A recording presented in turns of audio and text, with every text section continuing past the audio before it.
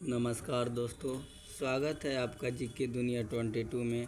आज हम सेल यानी कि बायोलॉजी की 50 सबसे महत्वपूर्ण प्रश्न को देखेंगे। हर प्रश्न के 4 विकल्प है। आप पहले अपना उत्तर सोचिए, फिर मैं सही उत्तर बताऊंगा। तो चलिए बिना समय गवाए शुरू करते हैं। हमारा पहला प्रश्न है, कोशिका सिद्धांत किसने दिया था? तो कोशिका जो सिद्धांत है, ऑप्शन बी स्लाइडेन और स्वान ने दिया था। अगला प्रश्न है, कोशिका का पावर हाउस किसे कहा जाता है? कोशिका का पावर हाउस जो है माइटोकॉन्ड्रिया को कहा जाता है, यानी कि ऑप्शन नंबर सी करेक्ट हो जाएगा। अगला प्रश्न है, कोशिका का नियंत्रण केंद्र कौन सा अंगक है? तो कोशिका का जो नियंत्रण केंद्र है वो केंद्रक है, ऑप्शन नंबर बी करेक्ट हो जाएगा। अगला प्रश्न है, जीवों की सबसे छोटी संरचनात्मक एवं क्रियात्मक इकाई क्या है? तो इसका करेक्ट आंसर हो जाएगा ऑप्शन नंबर सी कोशिका। अगला प्रश्न है, पादप कोशिका में कौन सा भाग पाया जाता है जो जंतु कोशिका में नहीं होता है? तो पादप कोशिका में जो है ऑप्शन बी हो जाएगा कोशिका भित्ति।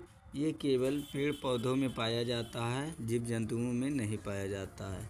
अगला प्रश्न है, कोशिका झिल्ली मुख्य रूप से किससे बनी होती है?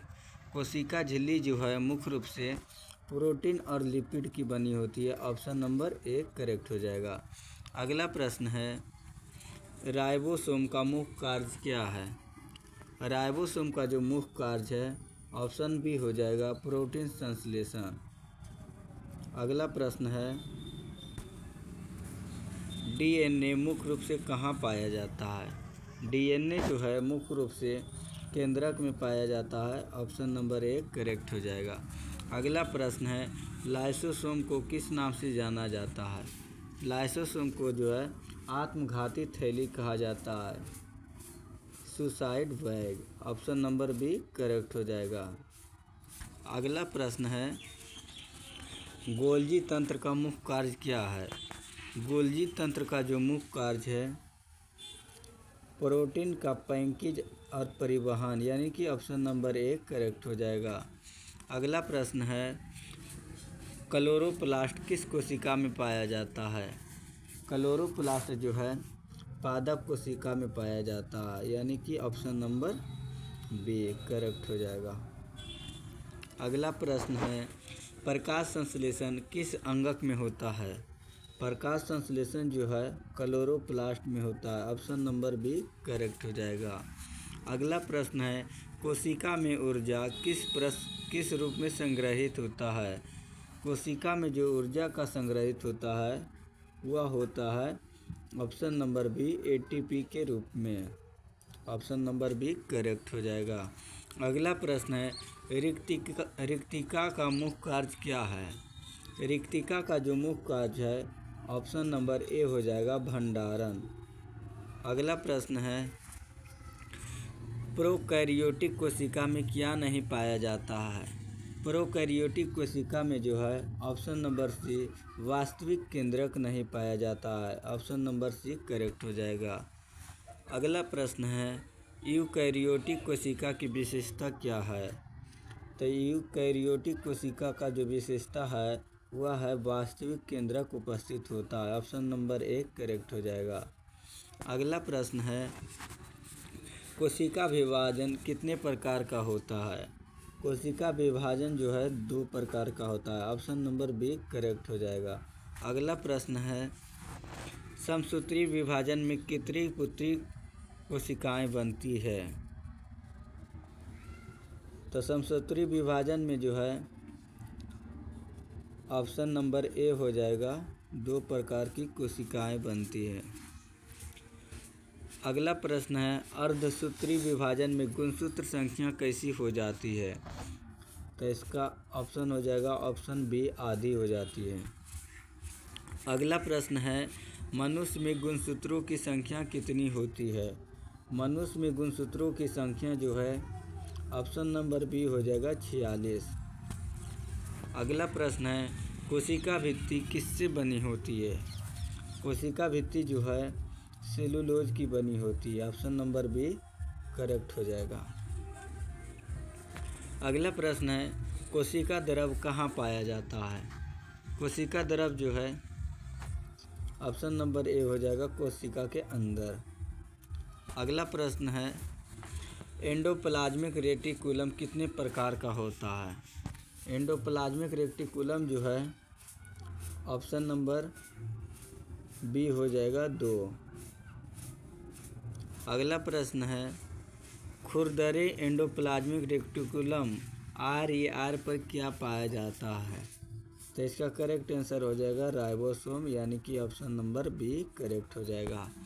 अगला प्रश्न है चिकने एंडोप्लाज्मिक रेटिकुलम का कार्य क्या है। चिकने एंडोप्लाज्मिक रेटिकुलम का जो कार्य है लिपिड का निर्माण करना, यानी कि ऑप्शन नंबर 1 करेक्ट हो जाएगा। अगला प्रश्न है केंद्रक की खोज किसने की थी। तो केंद्रक की जो खोज है option number B Robert Brown ने की थी। अगला प्रश्न है कोशिका का अध्ययन क्या कहलाता है। कोशिका का जो अध्ययन है ऑप्शन नंबर बी कोशिका विज्ञान कहलाता है। ऑप्शन नंबर बी करेक्ट हो जाएगा। अगला प्रश्न है सबसे पहले कोशिका की खोज किसने की थी। तो सबसे पहले जो कोशिका की खोज की थी ऑप्शन नंबर ए हो जाएगा रॉबर्ट हुक ने की थी मधुमक्खी के छत्ते में। अगला प्रश्न है मानव शरीर की सबसे बड़ी कोशिका कौन सी है। तो मानव शरीर की जो सबसे बड़ी कोशिका है वो है अंडाणु, यानी कि ऑप्शन नंबर बी। अगला प्रश्न है मानव शरीर की सबसे लंबी कोशिका कौन सी है। मानव शरीर की जो सबसे लंबी कोशिका है वह है तंत्रिका कोशिका, यानी कि ऑप्शन नंबर बी करेक्ट हो जाएगा।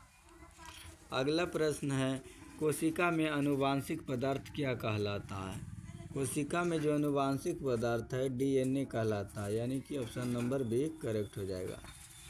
अगला प्रश्न है DNA का पूरा नाम क्या है।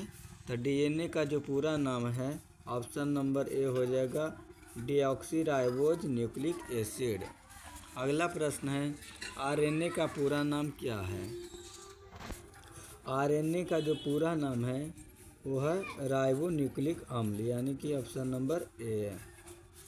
अगला प्रश्न है कोशिका में प्रोटीन का निर्माण कहाँ होता है। कोशिका में जो प्रोटीन का निर्माण होता है ऑप्शन नंबर ए हो जाएगा राइबोसोम। अगला प्रश्न है माइटोकॉन्ड्रिया में कौन सी प्रक्रिया होती है। माइटोकॉन्ड्रिया में जो है कोशिका का श्वसन होता है, यानी कि ऑप्शन नंबर 1 करेक्ट हो जाएगा। अगला प्रश्न है कोशिका का बाहरी सुरक्षा कवच क्या कहलाता है। कोशिका का जो बाहरी सुरक्षा कवच है वह कोशिका झिल्ली कहलाता है, यानी कि ऑप्शन नंबर बी करेक्ट हो जाएगा। अगला प्रश्न है पादप कोशिका में बड़ी रिक्तिका का कार्य क्या है। तो इसका हो जाएगा ऑप्शन नंबर ए जल और पदार्थ का संग्रह। अगला प्रश्न है गुणसूत्र कहाँ पाए जाते हैं। गुणसूत्र जो है केंद्रक में पाए जाते हैं, ऑप्शन नंबर बी करेक्ट हो जाएगा। अगला प्रश्न है कोशिका विभाजन की प्रक्रिया को क्या कहते हैं। कोशिका विभाजन की प्रक्रिया को जो माइटोसिस कहा जाता है, यानी कि ऑप्शन नंबर 1 करेक्ट हो जाएगा। अगला प्रश्न है माइटोसिस विभाजन किसके लिए आवश्यक है। माइटोसिस विभाजन जो है वृद्धि और मरम्मत के लिए आवश्यक है, यानी कि ऑप्शन नंबर 1 करेक्ट हो जाएगा। अगला प्रश्न है ATP का पूरा नाम क्या है। ATP का जो पूरा नाम है एडेनोसिन ट्राईफॉस्फेट, यानी कि ऑप्शन नंबर 1 करेक्ट हो जाएगा। अगला प्रश्न है कोशिका में जल का परिवहन किस प्रक्रिया से होता है। कोशिका में जो जल का परिवहन है वह होता है परासरण द्वारा, ओस्मोसिस के द्वारा, यानी कि ऑप्शन नंबर 1 करेक्ट हो जाएगा। अगला प्रश्न है विसरण किसके कारण होता है। विसरण जो है ऑप्शन नंबर 1 कणों की गति के कारण होता है।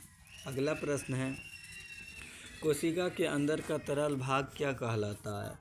कोशिका के अंदर का जो तरल भाग है उसे कोशिका द्रव कहा जाता है, यानी कि ऑप्शन नंबर 1 करेक्ट हो जाएगा।